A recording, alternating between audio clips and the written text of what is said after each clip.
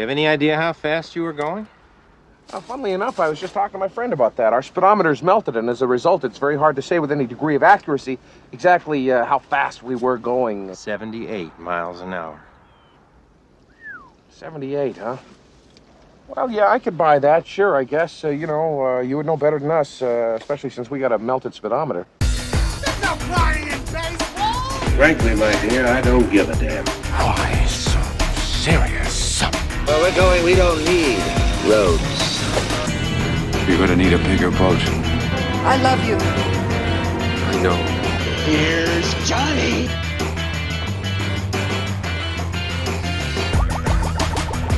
Good evening, all you basement dwellers. As usual, it's me, Trish, and I am here with Dace, since no one else can watch a movie besides us. They can barely do other podcasts. So. You're right. They can barely function as people. So there's that. And as always, you are here with us, and we are bringing you the newest episode of our Real Conversations.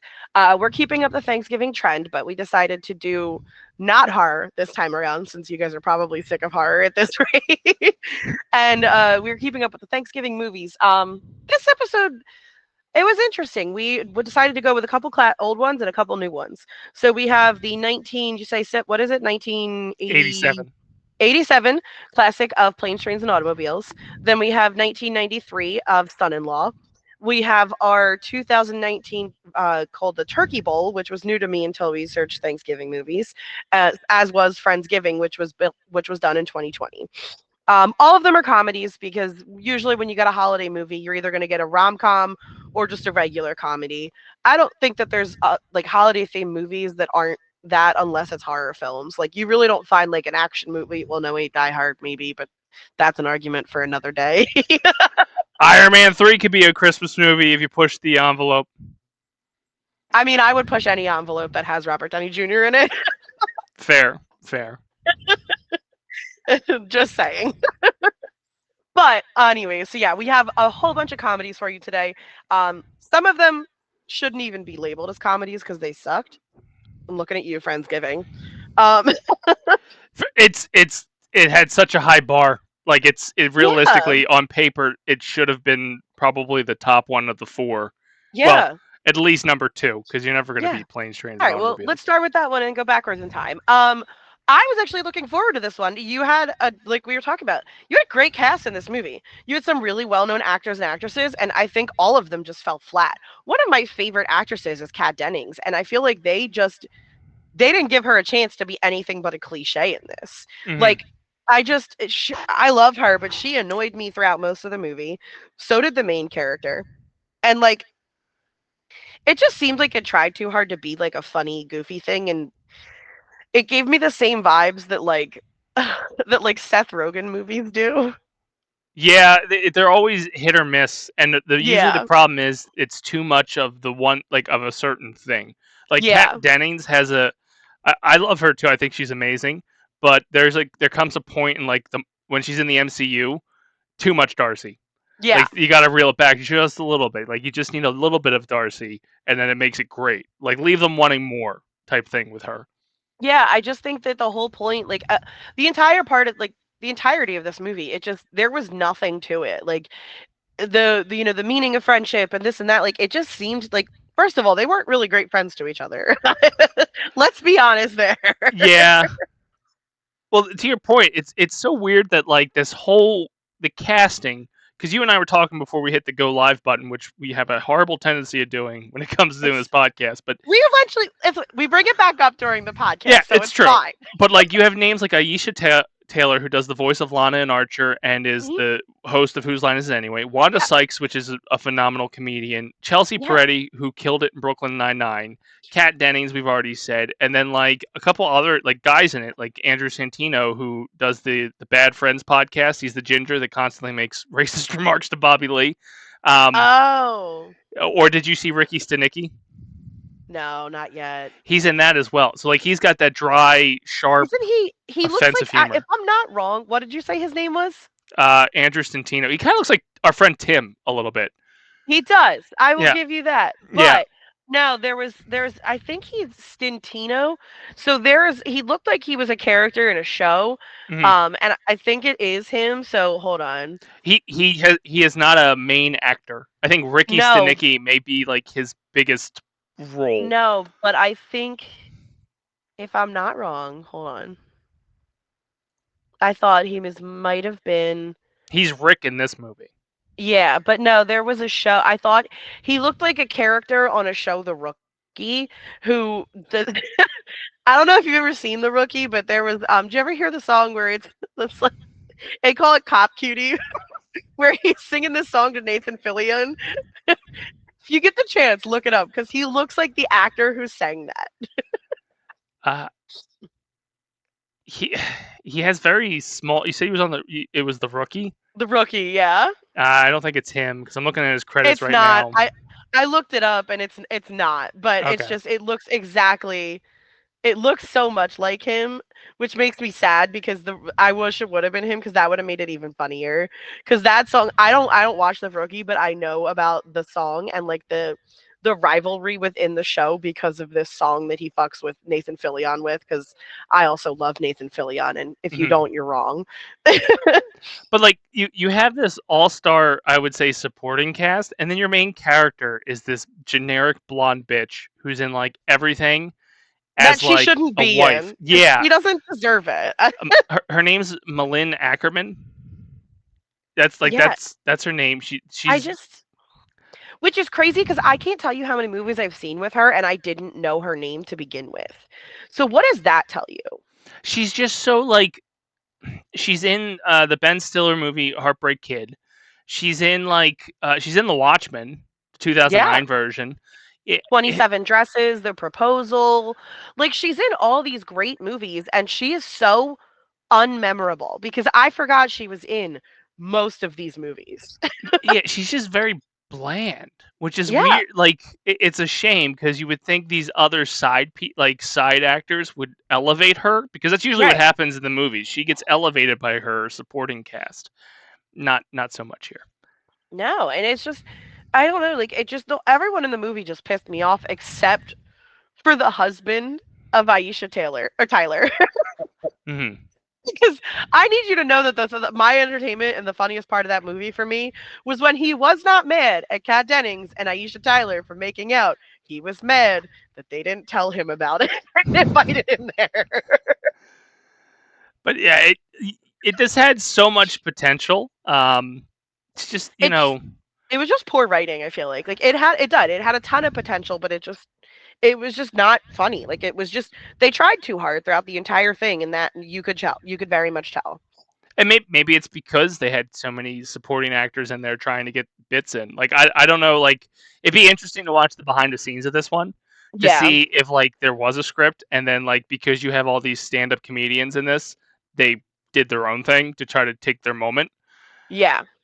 Well, Which would suck, but I think I said to you, one of the things that made me a little weary, and it's a hot take, and I will own that it's a very hot take, was it was apparently a Ben Stiller production. mhm. And I like Ben Stiller here and there, but Ben Stiller is one of those actors who I feel often he gets so heavy into the method acting that it just feels like he gets typecasted maybe and he tries too hard, in my opinion. Yeah. So the writer director of this is Nicole Paoni, I think is her name. I probably Yeah. butchered the hell out of that. This is her only writing credit.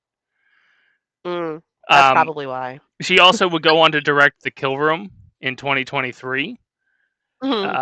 But like she was part of the Groundlings company. She performed on the big gay sketch show Punked, Funny or Die, and had a small role in Funny People. So she's been around, but she's not. I don't want to sound like I a think dick, but she's I not. think for me it had the vibes of a Ben Stiller movie. And like Hmm. the thing about Ben Stiller movies is those are very hit or miss for me. Like Dodgeball, great. Couldn't tell you a damn thing about Zoolander though. Like I like what was it? what was the in-law movie? God damn it, what was that movie called? Meet the Focker. Well, Meet the Yeah. Parents, but yeah, that whole Meet the Parents or franchise. whatever. Yeah. Like Meet the Parents was great, but then you move on to meet like the rest of them and it was just like he tried too hard. So it's just like with Ben Stiller, like it's very hit or miss, and I could understand why he might have put this movie in his production company because it had the same feel for me. Mm. I think I'm not to be full of myself.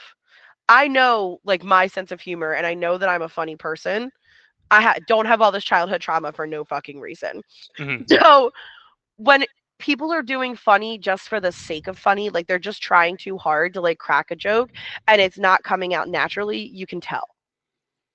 Yes. Oh, that's why I can't stand shows like Wild 'N Out and things like that. Like it, or I know a big comedian right now that's on the market and is quote unquote selling things out is Matt Rife. I can't stand him.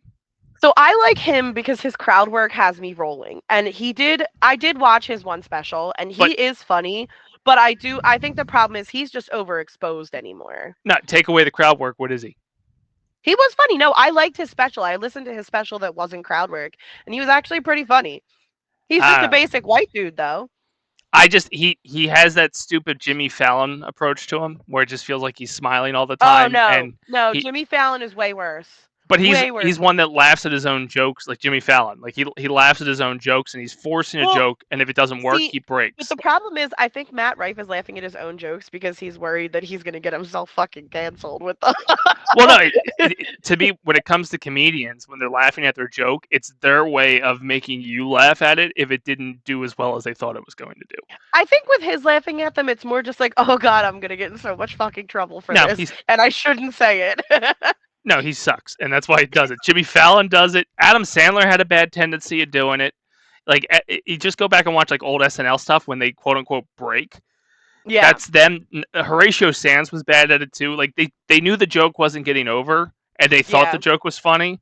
Like the best way to deliver a joke that's not funny, in my opinion, is the Norm Macdonald approach of just I'm gonna deadpan you until you're so fucking awkward you're laughing because you're afraid I'm gonna kill you.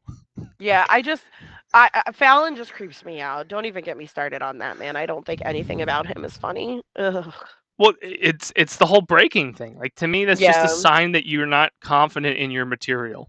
And that's kind of what this movie kind of does. By if you're going to force the joke and over deliver the joke, you're not confident in this source of the joke. Says the guy that's never done stand up. But there's a difference between stand up and humor though. Like that's what I mean. Like I said, I'm not sounding full of myself, but like I know I'm a funny person. I make people laugh all the time.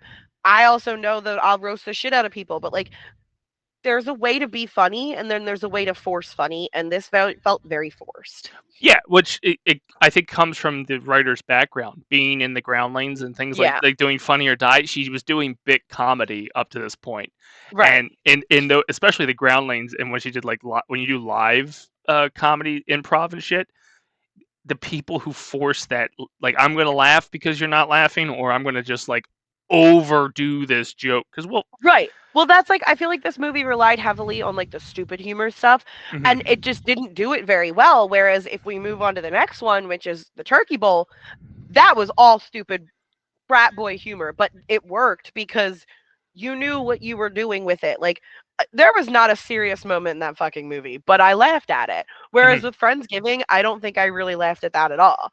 The Turkey Bowl was dumb. It was a bunch of dudes reliving their high school days. It was so funny seeing, Jack Reacher play the character that he played in that movie. I love Alan Richter. I think he's fantastic. And I love that he'll play these random roles where he's just not this big buff dude, like completely, but he's kind of a dumb idiot because that's not the first time he's done that. Well, this goes back to like the whole writing experience too, because the writer on this was Greg Coolidge and Kirk Ward, and Greg wrote movies like Employee of the Month and Ride Along, so he can take these like actors that probably aren't like your staple comedians and make them like Ice Cube. Ice Cube's funny just because you can play off of his demeanor. Right. Yeah, absolutely. Because Ice Cube tries so hard to be tough, and he looks angry, and then the moment you get him, like it's, Mm-hmm. and then, but then you've also, but like within that movie, I also wanted to point out that I said this off air, and I didn't mean to do it, but somehow I picked movies that had two of the same actors, that had the same actor in both of them. I Mm-hmm. didn't realize I did that until I started watching the Turkey Bowl, and so until I started watching Friendsgiving, I was like, oh shit. Now the actor himself, which I love him. He was in a show that is very close to my heart, called Veronica Mars. And in Veronica Mars, he played the typical. His name is Ryan Hansen. He played an absolute typical frat boy moron, and you loved him for it. His but man, there was not a brain in his head. So it's interesting to see him play like a normal character and not play an absolute idiot. But I think when it came down to like the comedy for this time frame, I would absolutely take the Turkey Bowl over Friendsgiving. Like the Turkey Bowl had a different storyline to it too, whereas most of the ones that we watched, oh, you need to come home for Thanksgiving. Like we need you home for Thanksgiving, or it's about like finding like being around your family. Whereas with Turkey Bowl, basically they were replaying a game of football that got ended too soon when they were kids. You could and you could very much tell like what had happened for that guy. Like his friends were very immature. He thought he was better than them, trying to get away from where he grew up, but then he gets sucked back into it.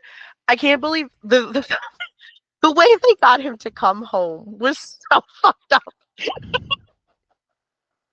I could not believe that. I was like, "What do you mean?" I genuinely thought the guy was dead for a minute until they get to the bar. Is it bad that I identified with that? Like that's how I would trick some of our friends to come out. It's like, hey, so and so died. You got to come out. Because like at least with our But friend group, it's like they're not going to come out unless somebody dies, and even then, it's questionable. right. Sorry. I was dying of a sinus infection last week and still recovering apparently. No, but like it's funny because like I totally understand why they did it. It's fucked up, but I get it. I So also like think it's the funny that the one actor Matt Jones is in this, and I will never not see oh, him as the fucking moron from Breaking Bad. see, I had never seen him before in my life. I had no idea who he was. He do you know what Breaking Bad is? I know Breaking Bad. Yeah, I've never seen it though. So he's Jesse's henchman. Like he's Okay. the stooge of the stooge to Heisenberg, and he's just Okay. he's I think his name's Badger in Breaking Bad because he looks like a badger, and that's all I Yeah. ever see whenever he appears. Like he was in an episode of Law and Order SVU, and I'm like, oh, it's Badger. Is he a sex offender in this? Like what's happening? Yeah, no, he Ryan it's so funny. So the best part about Ryan Hansen and the character he played in the show I love, his name in that show was Dick. And the character he played was just very much embodied his name. It was perfect. So like seeing him be like the Wall Street like Wall Street type like trying to like marry a senator's daughter and then like get away from like all of the dumb things that he used to do, it just kind of made me laugh. Mhm. I do think a lot of the jokes in this were a little bit better. It was absolutely predictable for the most part. You knew exactly what shit was going to go down, all of it. But at least like it was a little bit better than this thing that happened in Friendsgiving. Like I could get more jokes out of the Turkey Bowl than I could out of Friendsgiving. It wasn't the forced humor, it was just dumb humor, but it was done the right way. It had do you remember the movie Tag? I knew of it, but I never watched it. But I get what you're saying. It had those vibes of like friends Yes. who drifted apart and we have to get back together, and this just happened to be like Thanksgiving Right. centric. Yeah. But I do think like of the two, it's so funny that like apparently Thanksgiving just can't get good movies, at least not in the last 30 years. Mm-hmm. Because then you dial back to the classics that we have, which are Son-in-Law and Planes, Trains, and Automobiles. And I can't even begin to describe to you how badly I forgot how funny Son-in-Law was. I was watching it today and I was cracking the fuck up at some of the things. You forget how much of a fucking icon that Pauly Shore is. And I think that's where I fucked up. It's the weird thing is like looking back at his movies now, it's they're gems. They're classics. Oh yeah. At the time, there was too much Pauly Shore. Right. Yeah, no, I know. And it's also funny because like we've talked about it before where you've got like the rewatchability and how the jokes in previous movies would translate to today's humor. And I think one of the things I liked the most about this was not only does it have the rewatchability, but all of the jokes and all the humor in this movie would absolutely translate well to present day. Like not a single thing in there could make me think like, "Ooh, that'll get him canceled." Like Well, the weird thing is like about this movie too, which I don't want to go too deep into it because I just happened to see a note on the internet about it. But this is a part of a franchise. Like yeah, because Brendan Fraser pops up and from Encino Man. Yeah, like it's weird that this was like the early rumblings of a Marvel Cinematic Universe, but with Pauly Shore. It's the Pauly Shore Cinematic Universe. It was like a comedy universe. Yeah. Yeah. It's so weird that like they had these brief cameos that would happen in like Son-in-Law, In the Army Now, Encino Man, and Encino Woman. Like, Jesus. Well, I mean, and then you've got, and it's so funny because like when you think about Pauly Shore, when you think about Brendan Fraser, there are staples of theirs that you think about, and I really think Son-in-Law is probably definitely one for Pauly Shore. Mm-hmm. Absolutely, so is In the Army Now. And like I said, I totally forgot just how fucking funny this movie was. I was genuinely laughing out loud at it, like for the today, and remembering like, oh, these are the jokes in this movie. And Pauly Shore just plays such a weirdo, but it's just so perfect for him because he is a weirdo, and that's okay. Yeah, it's so again looking back at his movies, it's fun. But look at like in that, if you were our age in the early '90s, you would have got sick of him quick. Because this oversaturation. Yeah, you had him in Encino Man in '92, Son-in-Law '93, In the Army '94, Goofy Movie in '95. I don't know if you would crossed over to that. Biodome in '96. Oh God, Biodome! Oh my God! But it was just and he was more or less typecasted. You weren't like he wasn't changing his shtick in any of it. And it's crazy because he's one of the few people where you can typecast him and nobody gave a fuck. They typecasted him in an animated movie. Right, like, I know. They said, hey, we made this character like Pauly Shore. Let's cast Pauly Shore. It worked, and people watched, and they loved it. You can't tell me, like, find me a person that hates Pauly Shore, and I'll tell you why they're wrong. Because I think Pauly Shore is just he's goofy and dumb, and it just works. You shouldn't like him. That's the problem. Like, why? He is if he was a real life person, well, he is a real life person, but if he was in my life, he is the antithesis of everything I am. He's probably always fucking late. He's probably smells terrible, and his jokes are just one-hit wonders that would just drive me up the fucking wall if I had to see him all the time. So from a distance, I can see why you love Pauly Shore, but up close, he's got to be the most annoying fucking person on the planet. I mean, who knows? But the good thing about it is that it's not like we see him anymore. When's the last time he was in a fucking movie? The only thing he's been popping up in is like, do you catch the Kill Tony clips? Yeah. He pops up in that. I think he lives in the Austin area, so he pops up on the Kill Tony podcast from time to time. But okay, he doesn't do much anymore. No. Thank God. Because, again, the 90s, like, if I was this age in the 90s, I would have lost faith in movies. No, I mean, I loved what he did in the 90s, but I'm definitely glad that he stayed in the 90s. Yeah, well, because if you look at this film, and like a lot of the films that come out of the 90s, it's the same joke in every movie, just with a different surrounding. And we ate that shit up, apparently. Well, that's like we had set the bar so low. Right. To the point of like, oh, but yeah, it's from the 90s. It's great. No, realistically, if you aired that movie today, you would have torn it to shreds. It would have 0 on Rotten Tomatoes, and Pauly Shore would never work again. He'd be it's so crazy because cooked. we had a similar conversation about this, about the horror films, how like we've gotten, it's become so like oversaturated. Like where we've moved past like the simple things, and I think that also goes with comedy, where like there's just so much dumb comedy out there where we have to think of something new to keep people laughing because we've done the same thing over and over again too much. And I think we hit on this point in one of our earlier episodes, the laugh track. So the 90s and beforehand would try to guide your laughter. Yeah. So a lot of it was very formula driven when it came to comedy movies, and especially on TV, they insert laugh track. But like now we're getting to the point where like we want wittier, darker, like something tragic just happened 3 days ago. Let's make a joke about it type humor to get over. You want more realistic humor. You want the humor that you can relate to, not just the stupid, goofy stuff anymore. Like I'm a fucked up person. We're well aware of this. Like I said, it took a lot of trauma to be this funny.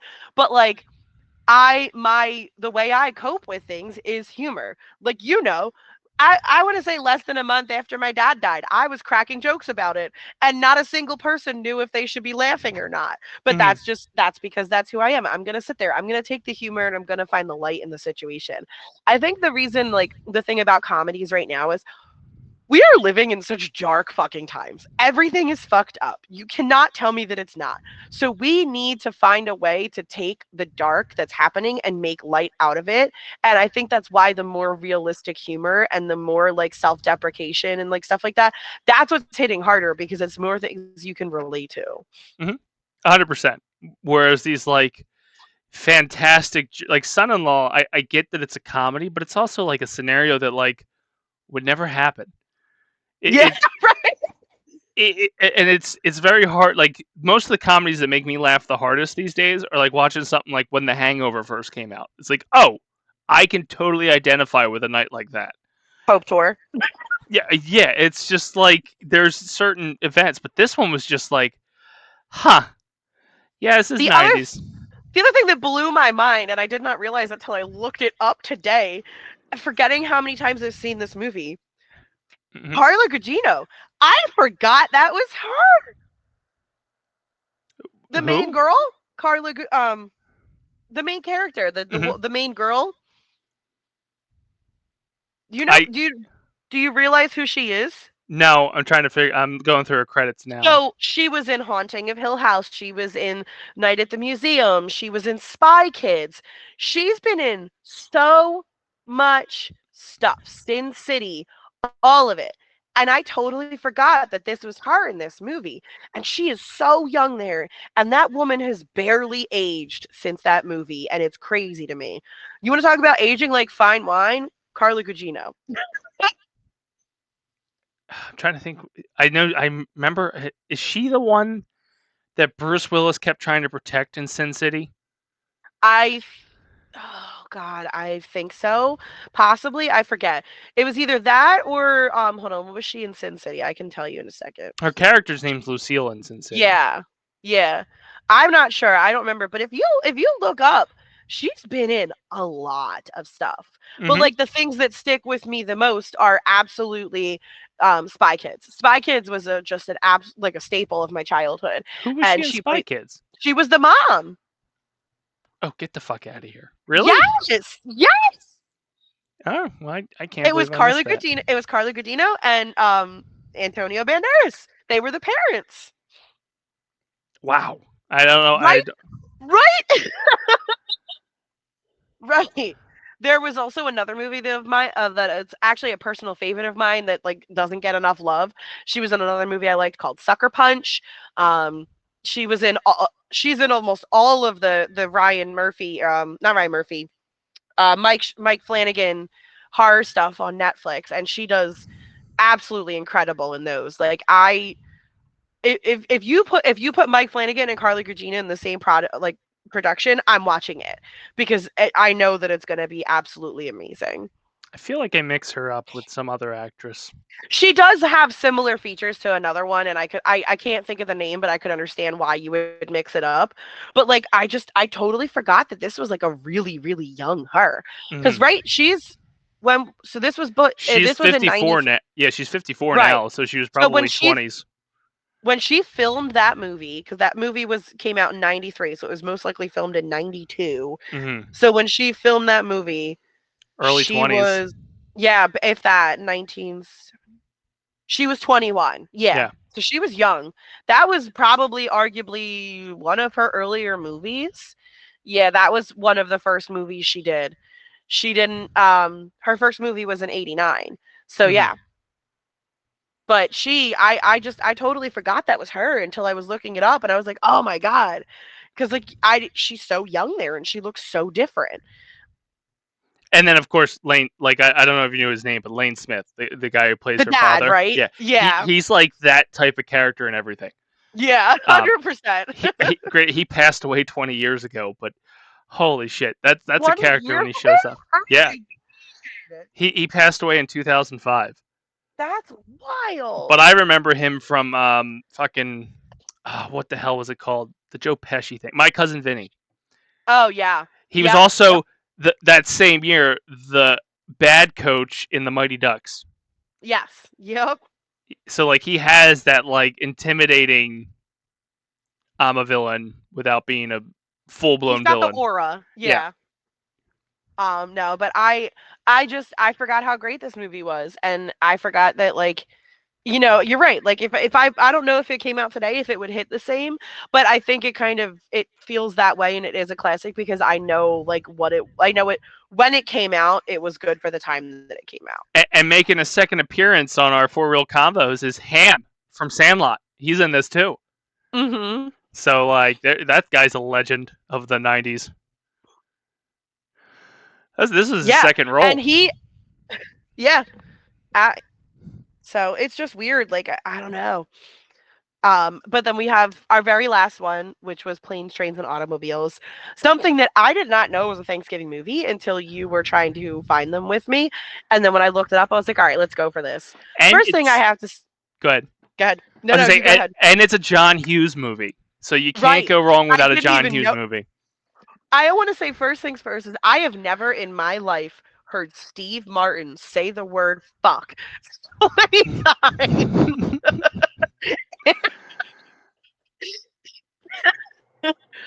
And like, so I urge you if you get a chance after this, it hits so much more because I watched the thing. I watched this after the fact, but there's a documentary that Ryan Reynolds put out of I Like Me, which is about John Candy. Yeah. And they talk about that scene, which the title of that documentary is from this movie. Yeah. Yep. And how like it made Steve Martin feel so bad. He was acting, and the things that he had to say to him was in the dialogue. But like John Candy's delivery of that speech of "I like me," he's like, it wrecked me. He's like, I felt so bad that I had just spoken to this man like this. Well, because you never really like. It's one of those moments where like you get the sad from the funny guy, and that's always going to hit you differently because it's like that. It's like the same vibe as when Robin Williams committed suicide. Right? Like you think that these, people like that, usually the funniest people are like the saddest on the inside. And that's something that's very well known and I understand that, trust me. So it's just like hearing that moment from the guy throughout the whole movie who's been nothing but an idiot when you realize that he's bumbling around the world just trying to figure his shit out because he's alone. It hits home. And it's just like so funny, like the vibe of like holiday movies. Like one of the things I was thinking about was how no matter what, it's somehow in some way, all of those holiday movies either has the idea of coming home for Christmas or like trying to get home in time, right? Like there's always some form of traveling. There was always some form of traveling with the holiday movies back then. I also think that might be like a John Hughes specialty. He's just like, hey, here's an idea. Let's make it so that somehow you're separated and you have to get back. Because he does it. He does this Planes, Trains, and Automobile in '87, and then 3 years later he goes, here's an idea. I'm gonna leave a kid at home, and Catherine O'Hara has to get back to this kid, and she'll meet John Candy on the way. So what you're telling me is he's the Tim Burton of his genre. Yeah, it's like, hey, how can I get these people separated? No, but it's just like it's so funny to me with that too because like The plot armor in this movie was the plot armor in older movies is crazy. Like, what do you mean that car was still driving? What do you mean that car was still driving? What do you mean that that someone at a seedy hotel bartered for a watch? If that tried to happen nowadays, you would get laughed out of the fucking building. Yeah, again, and it's part. The John Hughes formula got away with a lot of that stuff. I love a lot of his movies. Like, he did all the Vacations. Like, he was a writer on a lot of those. Oh, I don't like those movies. But like, it's still the same formula. Like, you probably don't like them because it's Chevy Chase, but no, Chevy Chase doesn't bother me. It's just they give me the same vibes of like I don't. It's like the same thing over and over again, and that's what I don't like. I mean, that's basically why Chevy Chase kept doing them, because that's all he could do is that same. Oh, I'm gonna fall down in a very slapstick way. But it's the same issues I had with Friendsgiving, where it's like it just feels like they're forcing the joke instead of letting it come naturally, and I just don't like that. That's why I don't like Will Ferrell because of that. I don't really care for Seth Rogen because of that. I just their humor doesn't hit with me because they're trying so hard to be funny that they're losing the idea of cracking the joke. Their humor hits better when they're taken out of their element. So like, yeah, I know we're talking about Planes, Trains, and Automobiles, but Will Ferrell, when he's the straight man, he's usually funnier. When he's the obnoxious asshole, that's when I can't stand him. Yeah. I don't like Elf. I didn't like Talladega. Like, I don't like most of that because it seems like it's just the same bullshit and it's trying too hard to be funny. Like Step Brothers, I think Step Brothers was so dumb. It tried too hard. On the flip side, I think The Other Guys is fucking phenomenal. And he's the straight man to Mark Wahlberg, right? Where Mark Wahlberg's the over the top. Well, actually, everybody around Will Ferrell seems to be the over the top ones. Yeah, and it works better. I just personally think that you shouldn't have to try so hard with humor, and when movies do, that's where they lose me. And that's why, to bring it back to this movie, that's why I think the duo of Steve Martin and John Candy worked so well, because they're very subtle in their delivery. When you know when you know that both of them can be over the top. Like, if you look at Steve Martin's earlier stuff, he was just like a bowl of jello. Like, he was just always like lucid and moving and quick paced. And John Candy would do like the whole, the delivery of a joke we just bitched about. Like, I know. He has done that on I can't think of the Second City stuff that he used to do. I can't think of the TV show that he ended up doing. But it was very over the top shtickish, where I didn't like it. I didn't like him, Eugene Levy, or any of them, because it felt like a knockoff of SNL, but over the top. Yeah. I don't know. I think for me, like, I didn't really. There's not really a lot of Steve Martin movies that I can think of off the top of my head, but that's also because I just think of like age. Steve Martin started to just like fade off by the time I was really getting into movies and thinking about things. Mm-hmm. But like, what I do know of Steve Martin, you're right. Like, his delivery is so well done because he seems like he's the quiet guy, and then all of a sudden he just fucking snaps. If you look at some of the stuff before this, he did The Jerk, Three Amigos. In The Jerk, he's just a moron, and he's very like oblivious and obnoxious. But then he does Plane, Trains, and Automobiles, and the next thing you know, he's doing Father of the Bride, Cheaper by the dozen. Like, he fell into like a niche role after this. Like, oh, I'm going to be the father figure in a way. Yeah. Whereas before, he was just kind of like the Bachelor. And I don't care too much for most of his Bachelor roles, but like, when he's uncomfortable in a scene, or at least his character is, I think he's at his best. Yeah, I think Steve Martin's delivery is definitely part of the reason he's such an incredible actor. Mm-hmm. Because, like I said, I can't, like, I had never heard that man say fuck so many times in my life. But that scene was just amazing because you could just see the seething rage in his fucking face. Exactly. So like, it was like the perfect combination, because when he's uncomfortable on screen, he reacts differently. He reacts like over the top, but not over the top, but just like the perfect amount. And John Candy is like that perfect foil in this to get out of him. John Candy's just that little tip over the edge. Yeah, like we all know a person like that. Oh, that yeah. you want to choke the life out of, but then like you can't choke the life out of them because deep down they're not a terrible person. They're just oblivious. But Steve Martin in that scene was so relatable. And I think that's what I like. When Steve Martin does get pushed over the edge, his crash outs are relatable. Mm-hmm. They are just exactly what would happen if you were a normal person. Yep.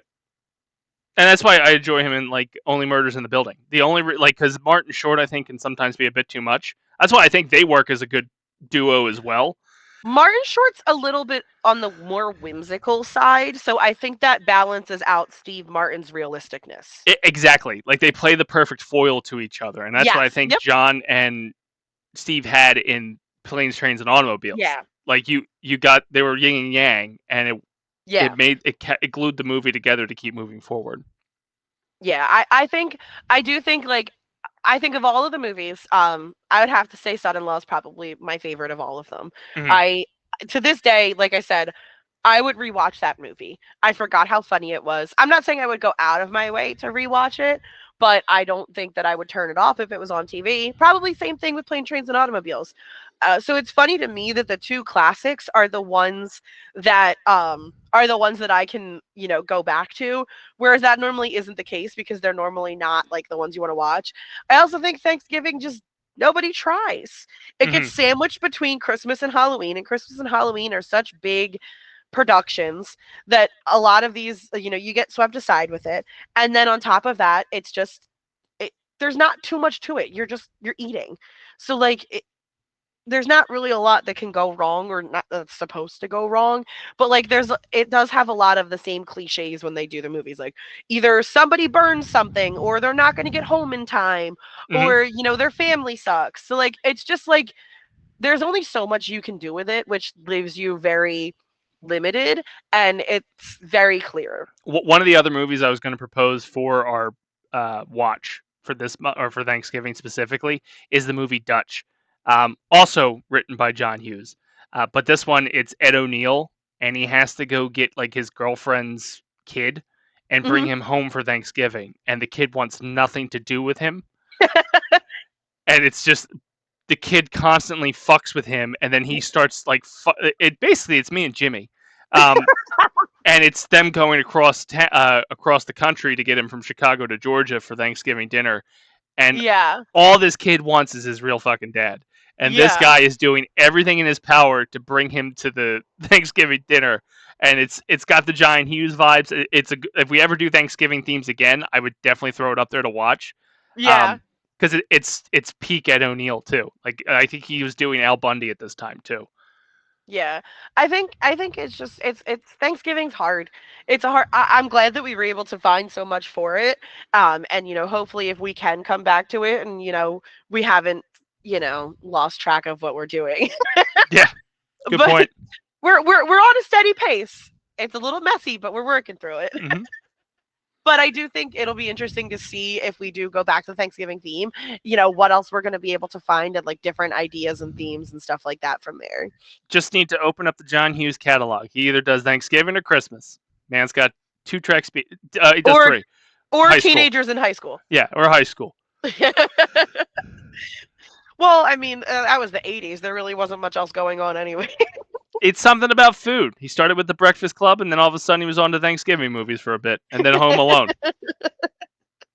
Oh, yeah. So I think that'll about wrap it up. We are going to move on to the next month, which is going to be Christmas.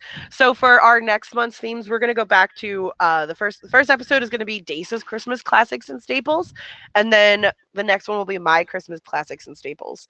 So we're going to see how we compare, and because I'm not a fan of Christmas, so this is going to be interesting.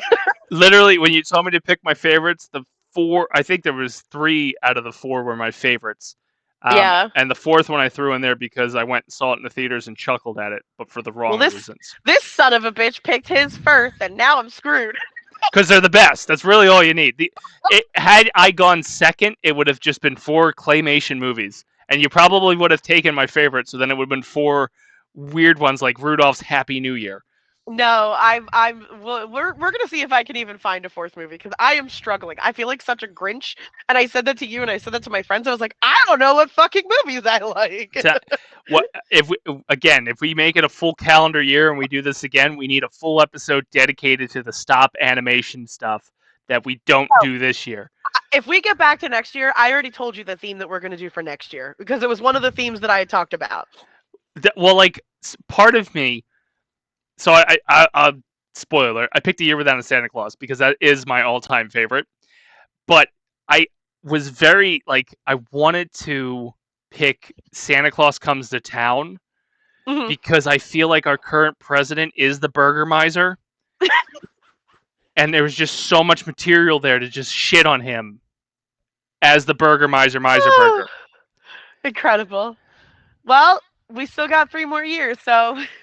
Good. I hope we make it a full calendar because we could do a theme about oranges and then a theme about Burger Miser Burger and how he's Donald Trump. Oh. Anyways, what do you got going on? Lots of stuff, but at the same time, nothing. Wednesdays is the Jersey Fanatics if we get back to recording on a weekly basis. I stream Sunday, Monday, Thursday, Friday. So those are guaranteed streams. Almost every other day of the week. Yeah, so they're guaranteed streams. I'm trying to get other people to play with me, but unfortunately their interests don't align with my interests. If you notice, we didn't do Monday this week, but I did a Sonic the Hedgehog 2 stream on Tuesday randomly for its 33rd birthday. Full gameplay is now up on our YouTube. This drops every other Friday. I'm stealing your plug. The weekly protocol is every Thursday. We didn't do an episode yesterday because of the holiday. We'll be back next week. And the Gameathon, April 10th to the 12th. All the information is on basementprotocolproductions.com. It's okay for stealing my plug because... Spoiler alert, I think I'm going to put this out there so I can force myself into it, and I finally have another one. So for a while now, I have been hinting on the fact that there was a podcast that I want to do, and I'm finally getting the ball rolling because I'm not scared. Well, no, I'm still scared, but I'm not scared of it anymore. So keep an eye out. I'm hoping to start it within a month or so of the new year. It depends on how fast I can get it recorded.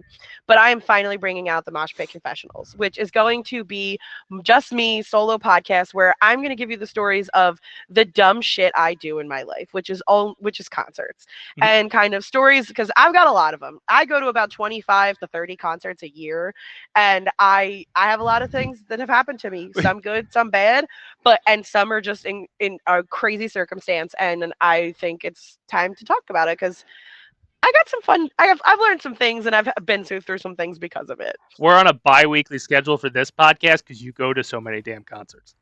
That's fair.